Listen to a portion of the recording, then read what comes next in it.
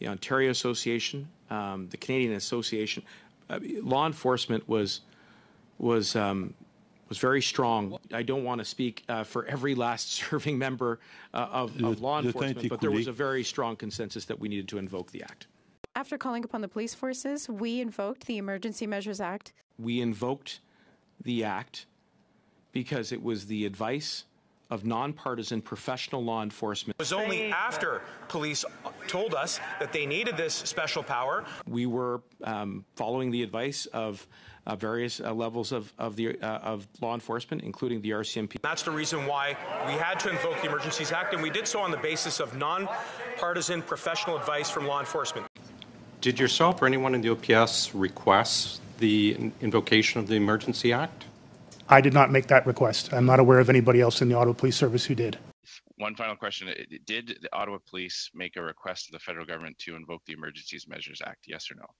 So we were involved in conversations with our partners and with the political ministries. We didn't make a direct request for the Emergencies Act. Commissioner Lucky, we've heard multiple times from ministers and others that the Emergency Act and the tools provided were specifically requested by police leadership. As a law enforcement agency with primacy for national security, did you ask the government or representatives for the invocation of the Emergencies Act? No, there was never a question of requesting the Emergency Act. There was a question. Sorry, I don't mean to interrupt, but I'm sorry.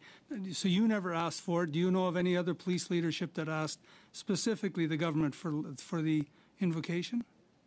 No, we actually reached out to various police agencies when there was talk about some of the authorities within that they were proposing, and of course we were consulted because we were the ones who would be using those authorities. So we were consulted to see if they would be of any use to police in the context of the Freedom Convoy.